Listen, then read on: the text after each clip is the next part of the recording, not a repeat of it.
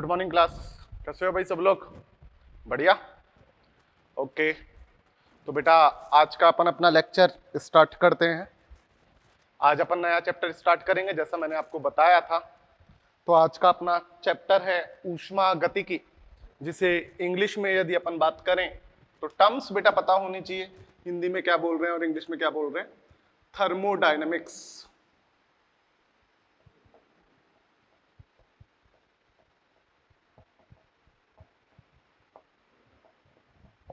ठीक है, तो आज का अपना चैप्टर थर्मोडायनेमिक्स, ऊष्मा गतिकी, लेक्चर नंबर 148 हिंदी मीडियम में अपन बेटा बात कर रहे हैं।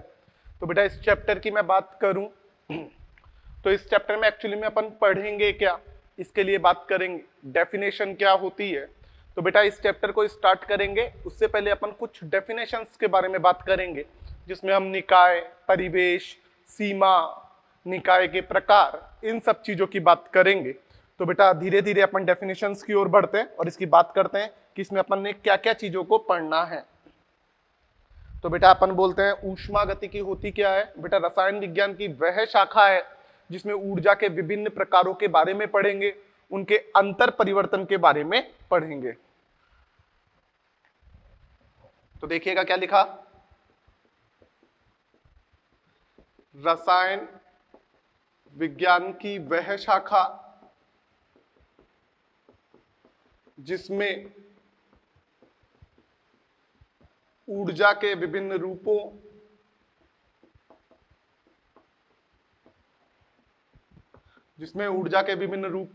तथा उनके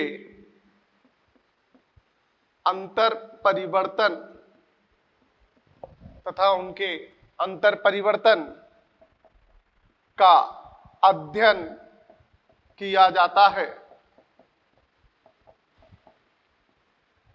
ऊष्मा गतिकी कहलाती है।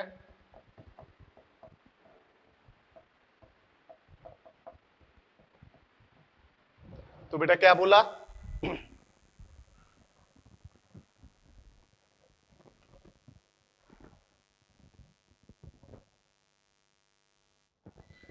अपन ने बात की थर्मोडायनेमिक्स। ये अपने पास रसायन विज्ञान की वह शाखा है जिसमें ऊर्जा के विभिन्न रूपों और उनके अंतर परिवर्तन का अध्ययन किया जाता है।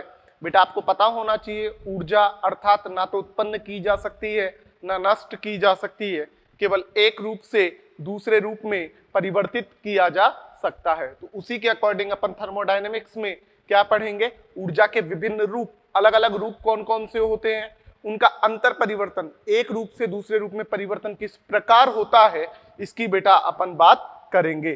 तो अब बेटा अपन इस चैप्टर को स्टार्ट करें तो कुछ डेफिनेशंस बताऊंगा, कुछ टर्म्स बताऊंगा जो हमारे पास बेटा काम में आएंगे। ठीक है बेटा, तो बेटा इसमें जो मेन 3 डेफिनेशन है वो क्या क्या है टर्म, एक तो तंत्र या निकाय, एक अपने पास परिवेश और एक अपने पास सीमा।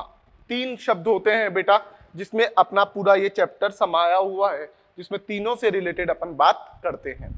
तो बेटा जैसे मान लीजिए मैं इस रूम की बात कर रहा हूं, अपने पास केवल एक ये रूम है, समझ में आ गई बात, और कुछ भी नहीं है, केवल एक रूम की बात कर रहा हूं। बेटा इस रूम में एक बॉटल में एक्सपेरिमेंट हो रहा है, इस रूम में एक बॉटल में एक्सपेरिमेंट हो रहा है। तो बेटा ये रूम आज क्या है, मैंने क्या बोला, इस रूम के बाहर कुछ भी नहीं है, पूरा जो भी सब कुछ है वो ये रूम है हमारे लिए। तो इस रूम में बेटा कंप्लीट रूम तो होगा ब्रह्मांड, जो बॉटल है जिसमें एक्सपेरिमेंट हो रहा है वो होगा तंत्र या निकाय, और जो तंत्र या निकाय और ब्रह्मांड के बीच का भाग है वो होगा परिवेश, सराउंडिंग। समझ में आ गई बात? तो दोबारा सुनिएगा, अब अपन पूरी पृथ्वी को लेके बात कर रहे हैं। पूरी पृथ्वी पे बेटा जहां अपन बात कर रहे हैं वो तो है अपने पास, जहां एक्सपेरिमेंट हो रहा है, प्रयोग हो रहा है, वो तो है तंत्र या निकाय, जिसे इंग्लिश में बोलेंगे सिस्टम।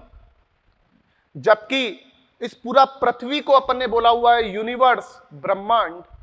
और ब्रह्मांड और तंत्र, ब्रह्मांड में तंत्र निकाय जहां प्रयोग हो रहा है उसको छोड़ दो तो शेष बचा हुआ जो भाग है उसे कहा जाएगा बेटा परिवेश, जिसे अपन सराउंडिंग बोलते हैं। समझ में आ गई क्या बात? तो बेटा जैसे अपन ने इसके लिए अलग अलग परिभाषाएं बताई। फर्स्ट परिभाषा अपन बात कर रहे हैं तंत्र या निकाय, जिसे बेटा इंग्लिश में अपन बोलते हैं सिस्टम। तंत्र या निकाय इंग्लिश में बात करें तो अपन क्या बोलते हैं बेटा, सिस्टम।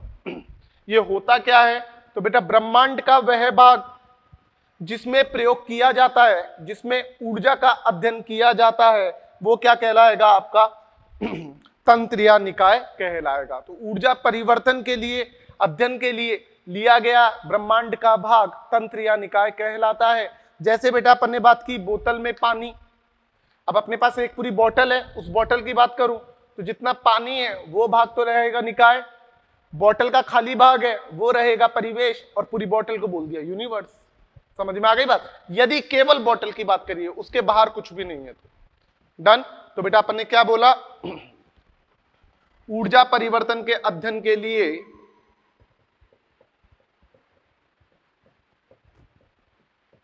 ऊर्जा परिवर्तन के अध्ययन के लिए लिया गया ब्रह्मांड का भाग, लिया गया ब्रह्मांड का भाग तंत्र या निकाय कहलाता है। तंत्र या निकाय क्या होता है, ऊर्जा परिवर्तन के अध्ययन के लिए लिया गया ब्रह्मांड का भाग जिस पे बेटा ऊर्जा परिवर्तन का अध्ययन किया जा रहा है, वो क्या कहलाएगा आपका तंत्र या निकाय कहलाएगा। जैसे इसके एग्जाम्पल की बात करूं मैं, जैसे बोतल में पानी, बोतल में जल, कोई सजीव वस्तु, या कमरे में वायु, इसकी बात की जा रही है, या कमरे में वायु, या कोई सजीव वस्तु आदि। समझ में आ गई क्या बात बेटा। सिंपल वर्ड में लिखा है, आपके मॉड्यूल और बुक में जो लिखा हुआ है उसी से रिलेटेड आपको बिल्कुल सिंपल लैंग्वेज में ये टर्म्स समझाने की कोशिश कर रहा हूं। समझ में आ रही है बात बेटा। तो अभी से ये परेशान नहीं हो कि सर ये चैप्टर में क्या है। बेटा आज के लेक्चर में केवल डेफिनेशंस आएगी, नेक्स्ट लेक्चर से अपन धीरे धीरे इन डेफिनेशंस, इन टर्म्स को यूज करना स्टार्ट करेंगे, वहां से मेन अपना ये चैप्टर स्टार्ट होगा। क्योंकि बेटा जब तक आपको ये टर्म्स नहीं पता होगी तब तक आप बेटा इजीली चीजों को सॉर्ट आउट नहीं कर सकते हो। समझ में आ गई है बात बेटा। इसी से रिलेटेड अपन नेक्स्ट डेफिनेशन की बात करेंगे, परिवेश। तो परिवेश क्या होता है इसकी बात कर लेते हैं। तो देखिएगा सेकंड डेफिनेशन, परिवेश। परिवेश को बेटा इंग्लिश में बोलते हैं सराउंडिंग। इनकी इंग्लिश की इसलिए बता रहा हूं बेटा, ये टर्म्स याद होनी चाहिए, कई बार डायरेक्ट इंग्लिश लिख दे तो आपको प्रॉब्लम नहीं आए। समझ में आ गई बात बेटा। तो परिवेश की बात करें, परिवेश क्या होता है, ब्रह्मांड में निकाय के अलावा शेष बचा भाग बेटा क्या कहलाता है, परिवेश। तो अपन ने क्या बोला, ब्रह्मांड में निकाय के अलावा शेष रहा भाग क्या कहलाता है, परिवेश कहलाता है। समझ में आ गई बात। और अब अपन बेटा लास्ट ब्रह्मांड की बात करें तो इसकी परिभाषा लिखने की जरूरत नहीं है, इसे इंग्लिश में बोले तो यूनिवर्स। मैं इसको सिंपल इस तरीके से लिख सकता हूं क्या, यूनिवर्स। ब्रह्मांड क्या होता है, तो परिवेश, क्या बोलेंगे अपन बेटा, देखो निकाय प्लस परिवेश इज इक्वल टू यूनिवर्स, बोले तो ब्रह्मांड। समझ में आ गई बात। निकाय प्लस परिवेश इज इक्वल टू ब्रह्मांड। तो ब्रह्मांड का वह भाग जहां ऊर्जा परिवर्तन का अध्ययन होगा, निकाय। ब्रह्मांड में निकाय के अलावा शेष रहा भाग, परिवेश। और दोनों को मिला दिया जाए तो ब्रह्मांड अर्थात यूनिवर्स। तीनों परिभाषाएं सिंपल लैंग्वेज में समझाई, आई होप समझ में आ गई होगी। इसी में बेटा इसको आगे यदि डायग्राम के फॉर्म में समझाना चाहें तो उसकी बात करता हूं। रफ करूं बेटा इसको, डन।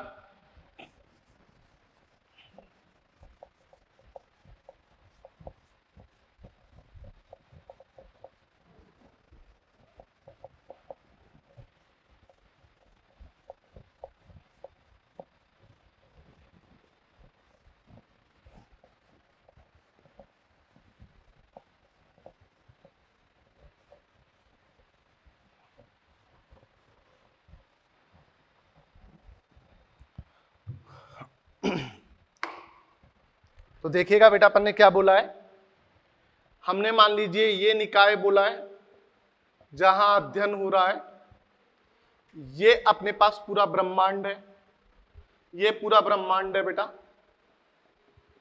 यूनिवर्स, ये निकाय है। तो ये जो बेटा भाग बच गया है, इस भाग को क्या बोला हुआ है बेटा, परिवेश। समझ में आ गई क्या बात बेटा?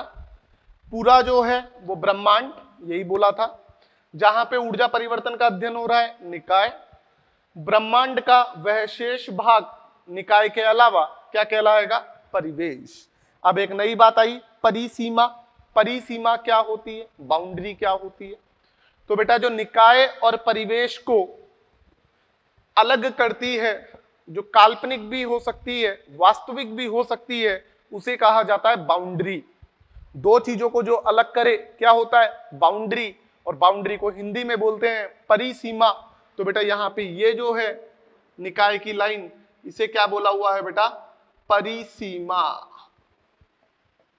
और परिसीमा को हिंदी इंग्लिश में बात करें क्या बोलते हैं बेटा, बाउंड्री। समझ में आ गई होगी बात, परिसीमा इट मींस अपन किसकी बात कर रहे हैं बेटा, बाउंड्री की बात कर रहे हैं। समझ में आती है बात? तो अपन ने क्या बोला, इसकी नेक्स्ट डेफिनेशन की बात कर लेते हैं। परिसीमा, परिसीमा बोले तो बाउंड्री। जो निकाय तथा परिवेश को पृथक पृथक करती है, जो निकाय तथा परिवेश को पृथक पृथक करती है, परिसीमा या बाउंड्री कहलाती है। यह काल्पनिक तथा वास्तविक दोनों प्रकार की हो सकती है। यह काल्पनिक बोले तो इमेजिनरी तथा वास्तविक दोनों प्रकार की हो सकती है।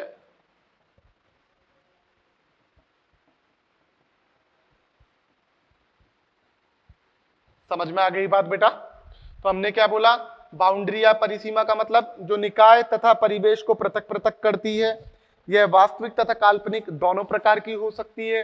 बेटा अब अपन बात करें अवस्था की, तो यह दृढ़ और लचीली दोनों हो सकती है।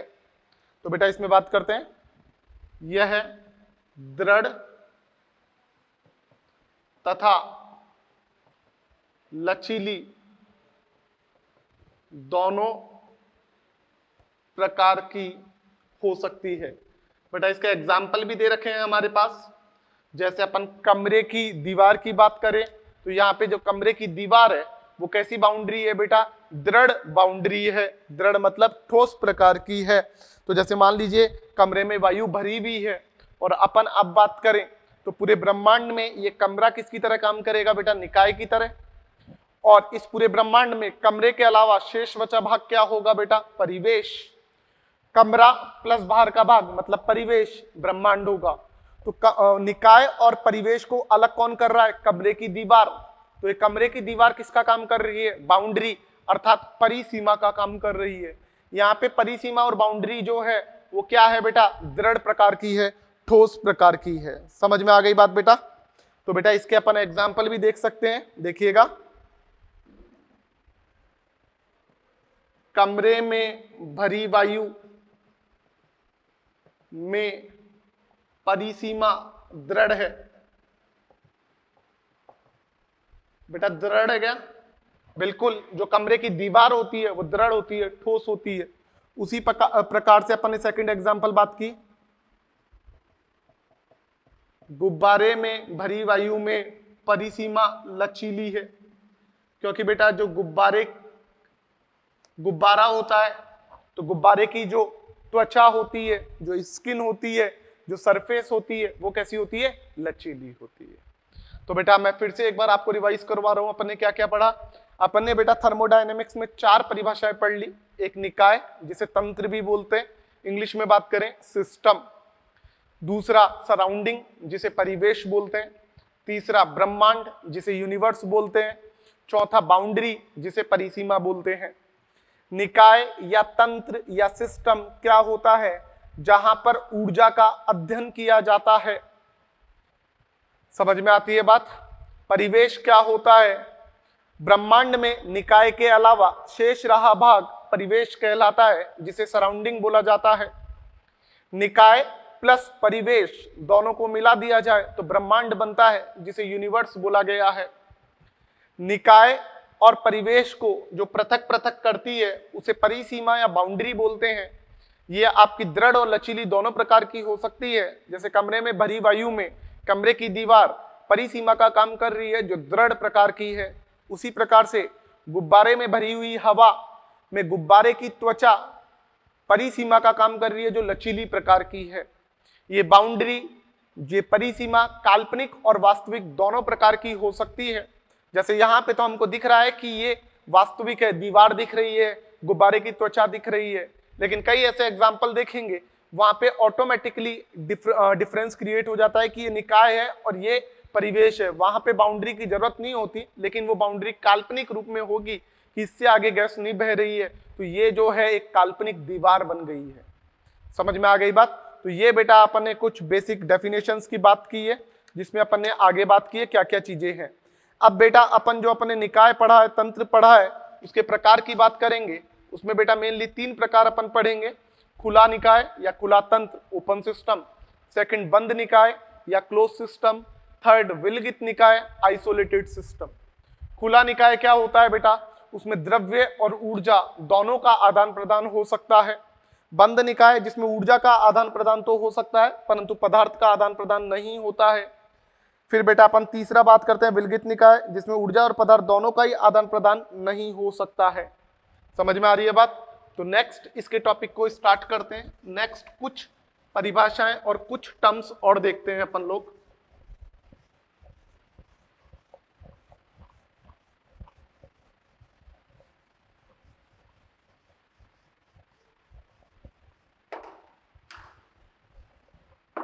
तो देखिएगा बेटा, नेक्स्ट निकाय के प्रकार या तंत्र के प्रकार।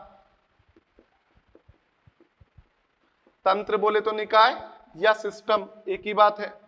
तो बेटा तंत्र के प्रकार मेनली हम 3 प्रकार के तंत्र पढ़ते हैं। पहला खुला तंत्र, दूसरा बंद तंत्र, तीसरा विलगित तंत्र। तंत्र बोले या निकाय बोले एक ही बात है। तो इसमें बेटा 1 बाय 1 अपन बात कर रहे हैं। फर्स्ट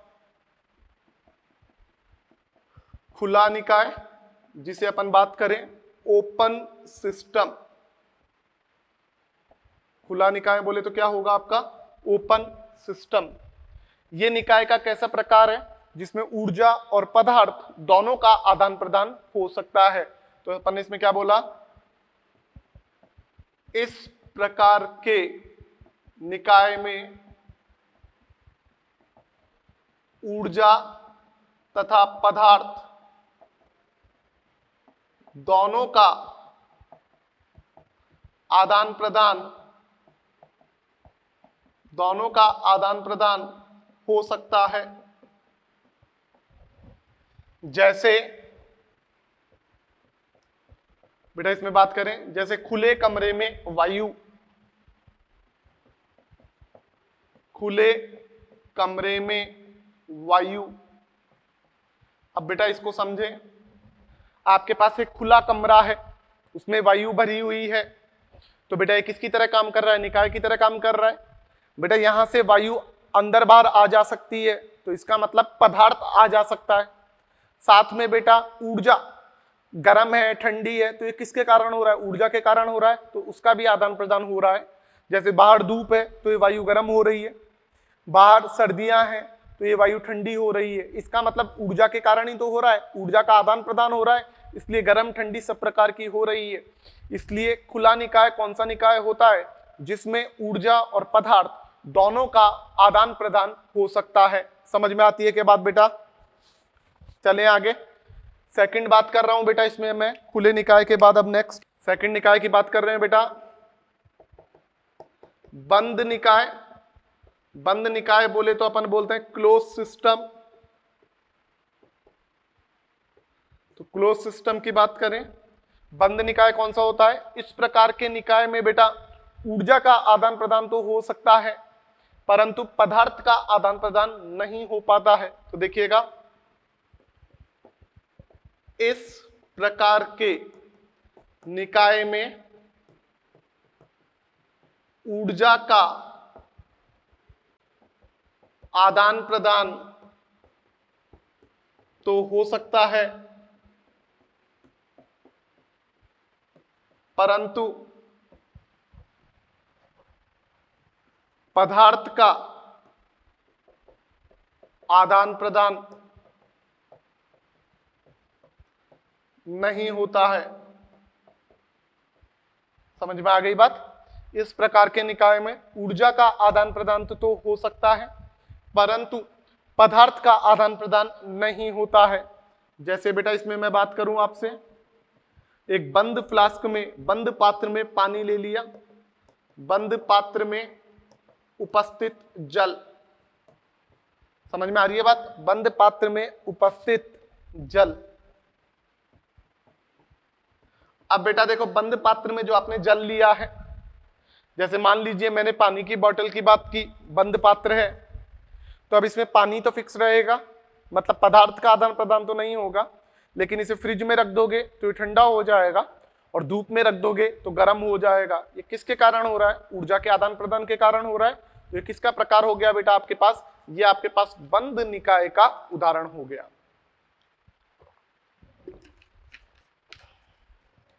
तो इस प्रकार से अपन ने बात की खुले निकाय की, बंद निकाय की। तीसरा अपन बात करेंगे विलगित निकाय, जिसे अपन आइसोलेटेड सिस्टम भी बोलते हैं। तो बेटा वो क्या होता है, इसको चेक करेंगे। सिंपल डेफिनेशन है, बस आपको लिखवा इसलिए रहा हूं क्योंकि एक तो समझा था केवल, और एक लिखवाने से क्या होगा, आपकी चीजें सेट हो जाएगी।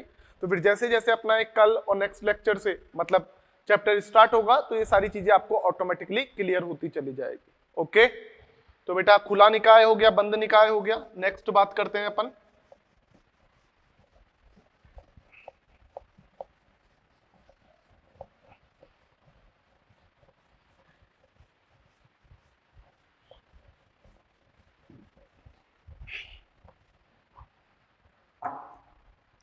नेक्स्ट बेटा थर्ड बात कर रहे हैं अपन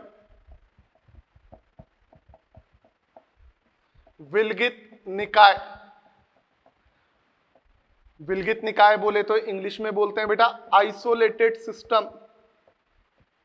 ये क्या होता है बेटा, देखिएगा बेटा, इस प्रकार के निकाय में ऊर्जा और पदार्थ दोनों का ही आदान प्रदान नहीं हो सकता है। समझ में आ गई बात? लेकिन बेटा विलगित निकाय जो होता है एक फिक्स, एक निश्चित समय अंतराल के लिए ही होता है, उसके बाद उसमें ऊर्जा का आदान प्रदान होना स्टार्ट हो जाता है। तो बेटा इसी के लिए अपन बात कर रहे हैं।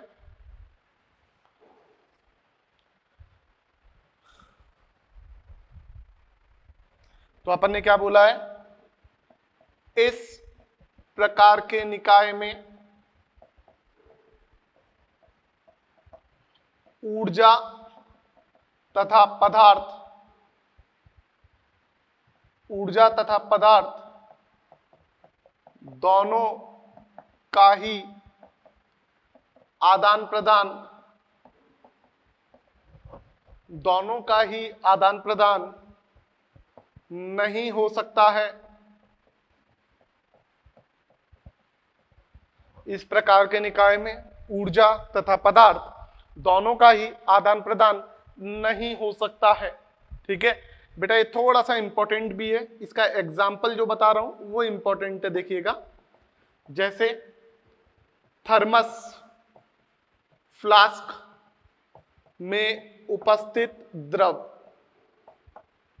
बेटा इसके फंडे को समझना। बेटा थर्मस आपने घरों में नाम सुना होगा, जिसमें चाय डाल देते हैं और हम बोलते हैं गर्म रहती है। तो बेटा वो ऐसा तो नहीं है कि आपने चाय आज गर्म डाल दी तो 3 दिन बाद भी आपको गर्म मिलती है, ऐसा होता है क्या? ऐसा नहीं होता है बेटा। बेटा एक्चुअली में होता क्या है, थर्मस की कैपेसिटी होती है कि 4 घंटे तक ये चाय को गर्म रखता है या 6 घंटे तक ये चाय को गर्म रखता है। तो बेटा जितने घंटे की उसकी कैपेसिटी होता है, एक्चुअली में उतने समय के लिए ही वो विलगित निकाय की तरह काम करेगा। उसके बाद मान लीजिए चाय गर्म नहीं रहती, ठंडी हो गई, तो मतलब ऊर्जा का आदान प्रदान होना स्टार्ट हो गया। तो ऊर्जा का आदान प्रदान होना स्टार्ट हो गया तो बेटा वो अब विलगित निकाय नहीं है, वो अब कैसा निकाय बन गया? आपका बंद निकाय बन गया। समझ में आ गई बात? तो इसमें बेटा एक नोट लगा के लिख देंगे हम, क्या? थर्मस एक निश्चित समय अंतराल के लिए ही विलगित निकाय की तरह कार्य करता है, के लिए ही विलगित निकाय की तरह कार्य करता है, क्योंकि एक समय अंतराल के बाद उसमें ऊर्जा का आदान प्रदान होने लगता है, तब वह विलगित निकाय नहीं बल्कि बंद निकाय की तरह कार्य करने लग जाता है। थर्मस एक निश्चित समय अंतराल के लिए ही विलगित निकाय की तरह कार्य करता है तथा निश्चित समय अंतराल पश्चात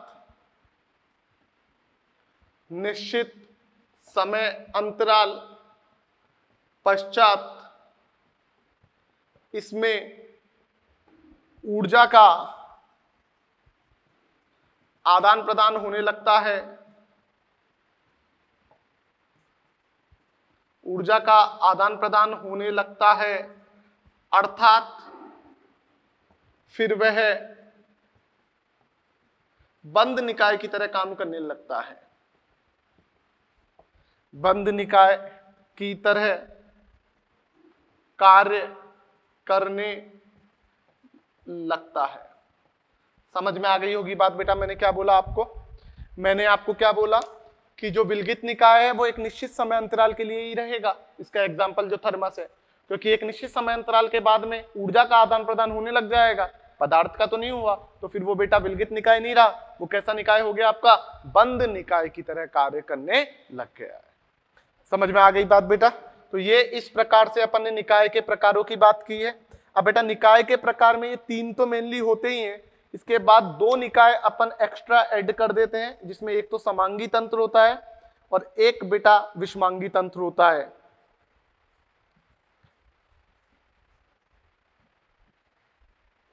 ठीक है बेटा? तो बेटा इसके अलावा मेनली तो तीन है आपके पास, एक तो खुला, एक बंद निकाय और एक विलगित निकाय। दो और अपन इसमें एक्स्ट्रा ऐड कर देते हैं, एक तो समांगी निकाय और एक विषमांगी निकाय। तो नाम से ही समझ में आ गया समांगी और विषमांगी। बेटा पूरी केमिस्ट्री में कभी भी आपको समांगी मिल जाए, समांगी का मतलब समान प्रावस्था और विषमांगी का मतलब अलग अलग प्रावस्था। समझ में आती है बात बेटा? तो इसके लिए देखो मैं क्या लिख रहा हूं, नेक्स्ट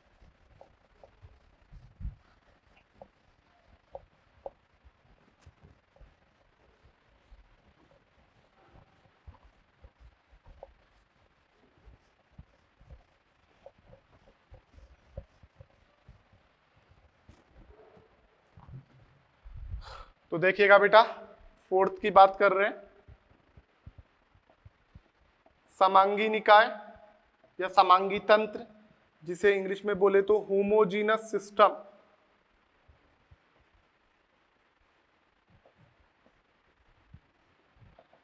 होमोजीनस सिस्टम समांगी निकाय।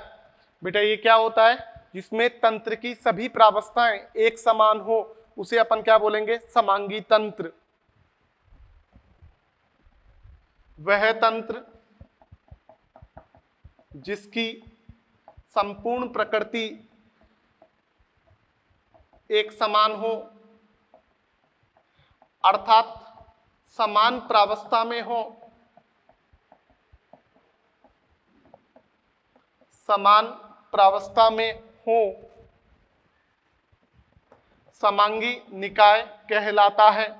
जैसे बेटा इसमें अपन बात करें, गैसों का मिश्रण हो गया, कोई वास्तविक विलयन हो गया, ये सब किसके हैं? समांगी निकाय के उदाहरण। तो हमने बोला वास्तविक विलयन, वास्तविक विलयन बोल दिया, गैसों का मिश्रण बोल दिया आदि।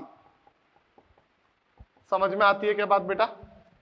अब गैसों का मिश्रण है तो बेटा इसमें सभी गैसें समान प्रावस्था में है, गैस रूप में ही है, तो बेटा ये क्या हो गया? समांगी हो गया। विलयन की बात कर रहे हैं तो जो विलयन होगा वो द्रव अवस्था में है, तो सारे के सारे द्रव अवस्था में है, विलयन है, अर्थात ये क्या हो गया? समांगी।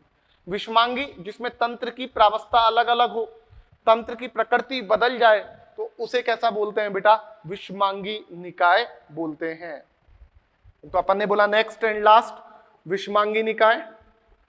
इसमें अपन अलग अलग बात करेंगे क्या है, तो देखिएगा विषमांगी निकाय। इंग्लिश में बात करें तो हेट्रोजीनस सिस्टम। क्या होता है आपका विषमांगी निकाय? हेट्रोजीनस सिस्टम जिसमें तंत्र की प्रावस्था बदल जाए, जिसमें तंत्र की प्रकृति बदल जाए, उसे अपन क्या बोलते हैं? विषमांगी निकाय। वह तंत्र या निकाय जिसमें एक से अधिक प्रावस्था हो,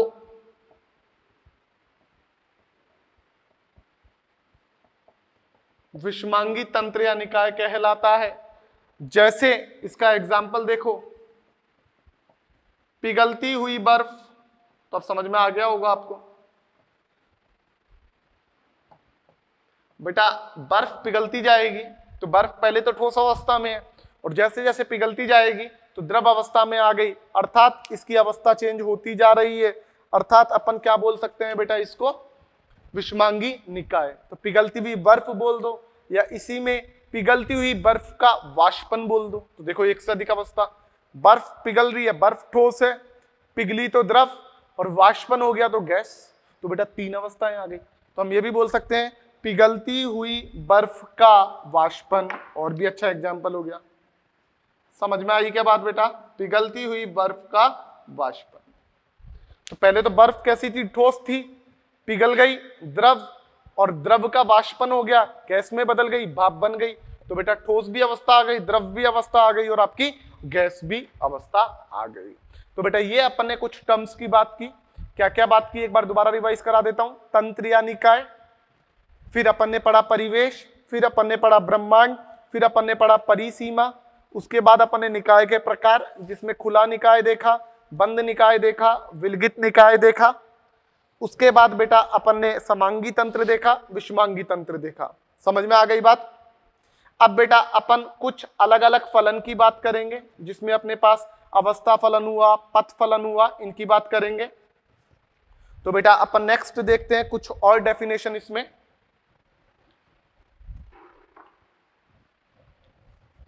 तंत्र के प्रकार हो चुके हैं बेटा। छोटी छोटी डेफिनेशन टर्म्स है जो अपन को एक बार देखनी है।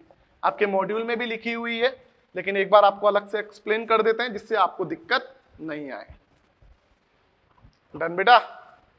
तो देखिएगा आगे। नेक्स्ट बात कर रहे हैं अपन अवस्था फलन और पथ फलन। अवस्था फलन नाम से समझ में आ रहा है, जो प्रारंभिक और अंतिम अवस्था पर निर्भर करता है, पथ पर नहीं। इसे बेटा अवस्था फलन भी बोलते हैं और बिंदु फलन भी बोलते हैं। तो देखिएगा नेक्स्ट डेफिनेशन, अवस्था फलन। इसे बेटा इंग्लिश में बात करें तो स्टेट फंक्शन। बेटा नाम से ही समझ में आ रहा है, वह फलन या वह गुण जो केवल अवस्था पर निर्भर करते हैं, पथ पर नहीं। तो देखिएगा वह गुण जो केवल अवस्था पर निर्भर करते हैं, अवस्था पर निर्भर करते हैं, पथ पर नहीं, अवस्था फलन कहलाते हैं। इन्हें बिंदु फलन भी कहते हैं, इन्हें बिंदु फलन भी कहते हैं।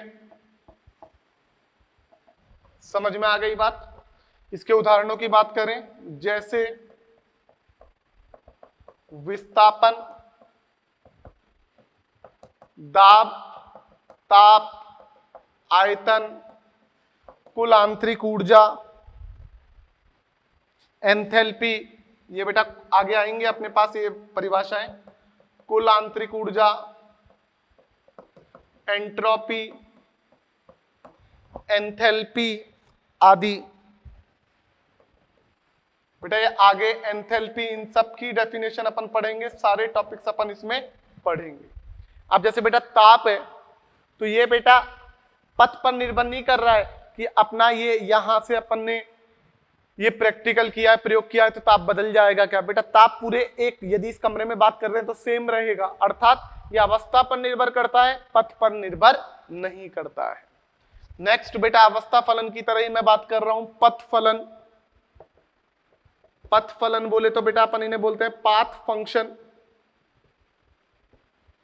पाथ फंक्शन क्या होता है एक बार देखिएगा बेटा, वही बात, वह गुण जो अवस्था पर तो निर्भर कर ही रहा है, साथ साथ प्रारंभिक और अंतिम बिंदु पर भी निर्भर कर रहा है, पथ पर भी निर्भर कर रहा है।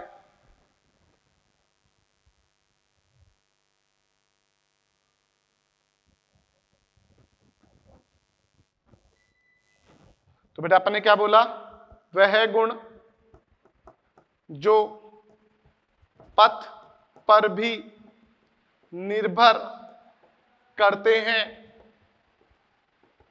पथ फलन कहलाते हैं। अब इसमें अपन बात करें जैसे कार्य, ऊर्जा, धारिता, कार्य, ऊर्जा, धारिता, विशिष्ट ऊष्मा आदि। समझ में आती है क्या बात बेटा, विशिष्ट ऊष्मा आदि। तो बेटा ये अपन ने बात की आपके अवस्था फलन की और पथ फलन की कि ये क्या क्या होते हैं। इसके बाद अपन दो डेफिनेशन और बात करेंगे बेटा, एक तो मात्रात्मक गुण और एक मात्रा स्वतंत्र गुण। ये बेटा दोनों जो अब अपन परिभाषा बात करेंगे वो इंपॉर्टेंट है, उसको मैं आपको समझाऊंगा भी कि क्या क्या गुण प्रदर्शित किए जा रहे हैं। ठीक है,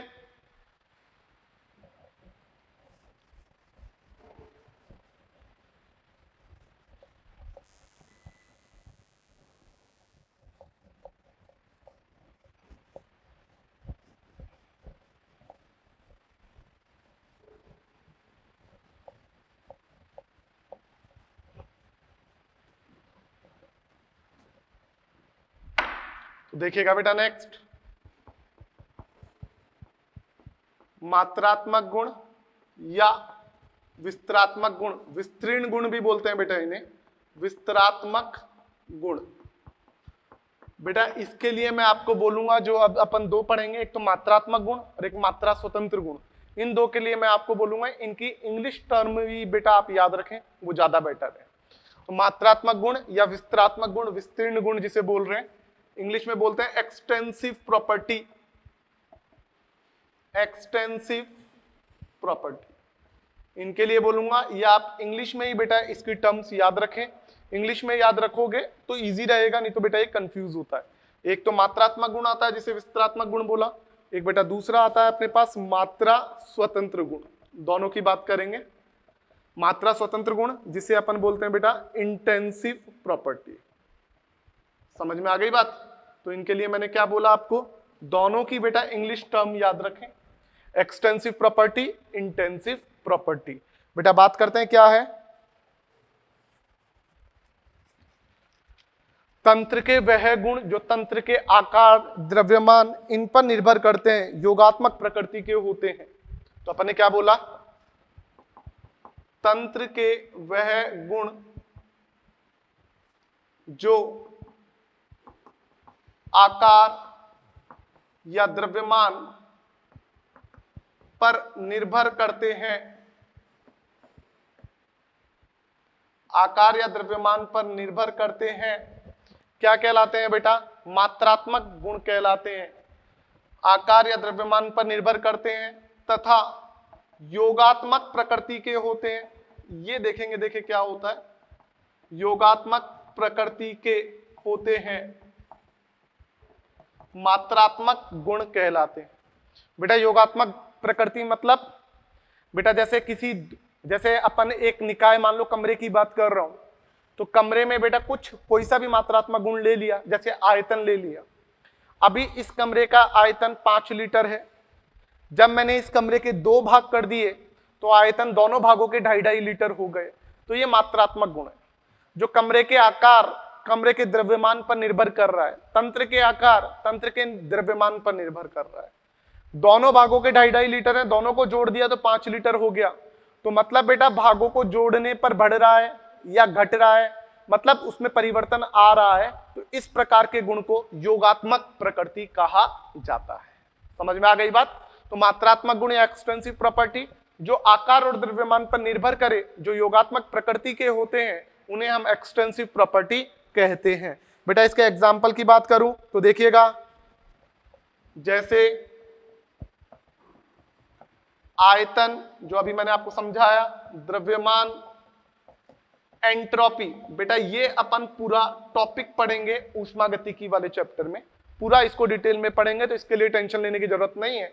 और एक ये याद रखें, ये दोनों मैंने आपको इंपॉर्टेंट इसलिए भी बताया है, इनके एग्जाम्पल डायरेक्ट पूछ लिए जाते हैं कि कौन सा मात्रात्मक गुण है और कौन सा मात्रा स्वतंत्र गुण है। तो ये मैंने आपको समझा दिया, आयतन बता दिया, द्रव्यमान आपको पता है। इस रूम में मान लीजिए 10 किलो गैस है, 2 भाग कर देंगे तो 5-5 किलो गैस हो जाएगी। तो ये भी आकार और द्रव्यमान पर आपके निर्भर कर रही है। समझ में आ रही है बात? तो गिब्स मुक्त ऊर्जा, ये सब बेटा आएगा अपने पास आगे, तो इसमें परेशान ना हो। गिब्स मुक्त ऊर्जा, कुल आंतरिक ऊर्जा,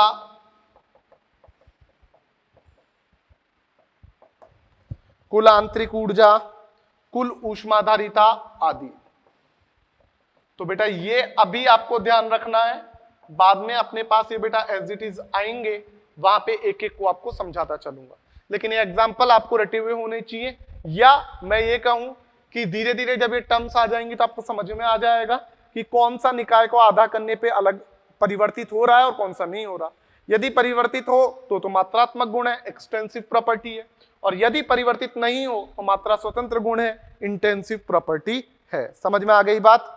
तो बेटा इसके लिए अपन बात करते हैं तंत्र के वह गुण, तंत्र के वह गुण जो आकार तथा द्रव्यमान पर, जो आकार तथा द्रव्यमान पर निर्भर नहीं करते हैं,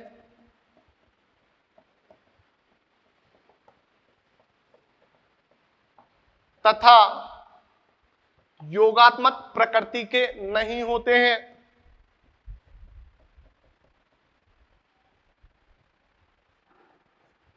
योगात्मक प्रकृति के नहीं होते हैं, मात्रा स्वतंत्र गुण कहलाते हैं। योगात्मक प्रकृति मतलब जैसे कमरे की बात कर रहे हैं तो इसको आधा कर दिया तो उस पर कोई फर्क नहीं पड़ा। जैसे ताप, अभी इस कमरे का ताप मान लीजिए 27 डिग्री सेल्सियस है, 300 केल्विन है सपोज, मैंने इसके 2 भाग कर दिए, तो ये नहीं है कि उस भाग का 150 केल्विन, इस भाग का 150 केल्विन, अभी भी दोनों भागों का ताप कितना रहेगा? 150 केल्विन। तो मतलब जो आकार और द्रव्यमान पर निर्भर नहीं कर रहे, जो उनको आधा करने पे या टुकड़े करने पे परिवर्तित नहीं हो रहे हैं, योगात्मक प्रकृति नहीं रखते हैं, ऐसे गुण आपके क्या कहलाते हैं? मात्रा स्वतंत्र गुण कहलाते हैं। इनके एग्जाम्पल की बेटा मैं आपसे बात करूं तो इनके एग्जाम्पल में अपन बेटा बात करते हैं, जैसे अपन ने बात की दाब, ताप, घनत्व, सांद्रता। तो देखिएगा जैसे दाब, ताप, घनत्व, सांद्रता, बेटा ये सब आप देखोगे आकार द्रव्यमान पर निर्भर नहीं करते। दाब, जैसे अभी कमरे का दाब 5 ATM है मान लीजिए, तो आपने इसके 2 भाग कर दिए तो भी दोनों भागों का 5 ATM रहेगा। ऐसा नहीं होगा उस भाग का 2.5 ATM हो गया और इसका 2.5 ATM हो गया। समझ में आ रही है बात? तो बेटा और वाष्प दाब, मोलर ऊष्माधारिता, वाष्प दाब, मोलर ऊष्मा धारिता, और बात करें बेटा विशिष्ट ऊष्माधारिता आदि, विशिष्ट ऊष्माधारिता आदि। समझ में आती है बात बेटा? तो ये हमारे पास बेटा कुछ मात्रा स्वतंत्र और विस्तारात्मक गुण की बात की। यहां फिर से बोल रहा हूं, इनके एग्जाम्पल इंपॉर्टेंट हैं, ये आपको बेटा याद होने चाहिए, ये डायरेक्ट बेटा पूछ लिए जाते हैं। समझ में आ रही है बात बेटा? तो इस तरीके से बेटा अपन ने अलग अलग इनकी बात की। इसे मैं आपको एक एग्जाम्पल से भी समझा दूंगा, एग्जाम्पल क्या बोलता है उससे भी बेटा अपन इसको देख लेंगे। समझ में आ रही है बात बेटा? तो एक इसका एग्जाम्पल देख लेते हैं, रफ करो इसको।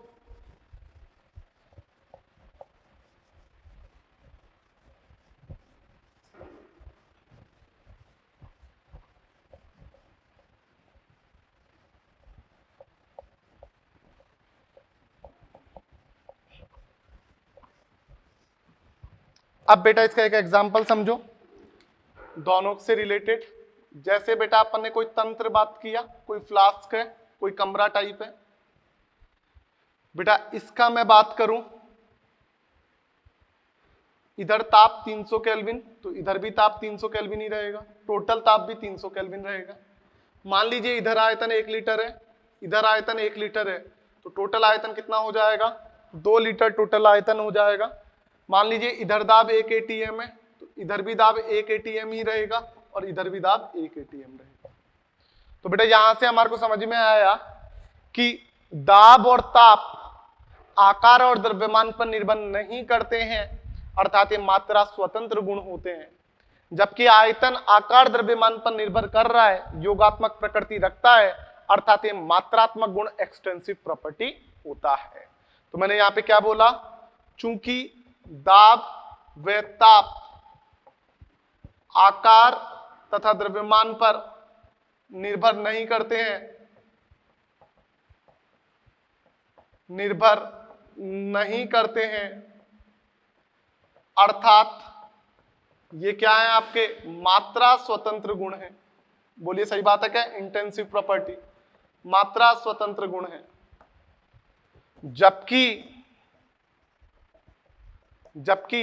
आयतन आकार तथा द्रव्यमान पर निर्भर करता है, अर्थात ये मात्रात्मक गुण है, एक्सटेंसिव प्रॉपर्टी है। समझ में आती है क्या बात बेटा? तो बेटा जो आपके आकार द्रव्यमान पर निर्भर कर रहे हैं, योगात्मक प्रकृति रखते हैं, वो तो आपके मात्रात्मक गुण, जो आकार द्रव्यमान पर निर्भर नहीं करते, योगात्मक प्रकृति के नहीं होते हैं, मात्रा स्वतंत्र गुण होते हैं। समझ में आती है क्या बात बेटा? चलूं आगे, इसमें कोई दिक्कत? इसमें एक नोट और लिख लेंगे अपन, क्या, दो मात्रात्मक गुणों का अनुपात मात्रा स्वतंत्र गुण बन जाता है। दो, ये इंपॉर्टेंट भी हो गया है, दो मात्रात्मक गुणों का अनुपात मात्रा स्वतंत्र गुण बन जाता है। जैसे देखिएगा, जैसे घनत्व, अब आपको समझाता हूं कैसे। बेटा घनत्व क्या होता है? घनत्व होता है द्रव्यमान बटे आयतन। तो द्रव्यमान भी मात्रा पे निर्भर कर रहा है, आयतन भी मात्रा पे निर्भर कर रहा है, लेकिन दोनों का अनुपात लिया तो घनत्व आया।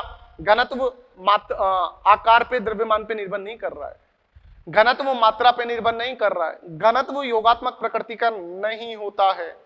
जैसे इधर भी घनत्व जितना है, इधर जितना घनत्व है, टोटल भी घनत्व उतना ही है। मान लीजिए इधर 1 डेसीमीटर पर क्यूब है, इधर 1 ग्राम पर डेसीमीटर क्यूब है, तो ये भी 1 ग्राम पर डेसीमीटर क्यूब होगा।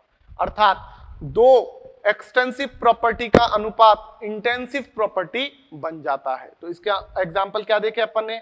जैसे घनत्व, सांद्रता, घनत्व देख लिया, सांद्रता देख लिया, सेल का विद्युत वाहक बल देख लिया। ये सब अपने पास अभी आएंगे कि विद्युत वाहक बल क्या होता है, ये सब अपन बात करेंगे। सांद्रता आपको पता है, सांद्रता क्या होती है? मोल प्रति लीटर। मोल का मतलब ग्राम भर, तो फिर से द्रव्यमान आ गया। प्रति लीटर मतलब आयतन, तो फिर से वही बात, दो मात्रात्मक गुणों का अनुपात मात्रा स्वतंत्र गुण बन जाता है, अर्थात इंटेंसिव प्रॉपर्टी बन जाता है। समझ में आ गई क्या बात बेटा? तो ये कुछ बेसिक डेफिनेशंस थी जो हमने पढ़ी, जिसमें अपन ने क्या क्या पढ़ा बेटा? निकाय, परिवेश, ब्रह्मांड, परिसीमा, निकाय के प्रकार, जिसमें खुला निकाय, बंद निकाय, विलगित निकाय, समांगी निकाय, विषमांगी निकाय पढ़ा। फिर हमने पथ फलन पढ़ा, हमने बेटा उसके अवस्था फलन पढ़ा, हमने फिर बेटा मात्रात्मक गुण पढ़ा, मात्रा स्वतंत्र गुण पढ़ा। अगले लेक्चर से बेटा अपन इसके अब मेन चीज स्टार्ट करेंगे, जिसमें नियम आएंगे। ऊष्मागतिकी का शून्य नियम क्या है, ऊष्मागतिकी का प्रथम नियम क्या है, ऊष्मागतिकी का द्वितीय नियम क्या है, ऊष्मागतिकी का तृतीय नियम क्या है। तो इस तरीके से 4 नियम दे रखे हैं, 0 नियम, 1 नियम, सेकंड नियम, थर्ड नियम, और उसी से अपना फिर ये चैप्टर कंप्लीट होगा। इन सभी नियमों को डिटेल में पढ़ेंगे, इनके गणितीय रूप देखेंगे, इनके न्यूमेरिकल देखेंगे, और इससे अपना ये थर्मोडायनेमिक्स चैप्टर खत्म होगा।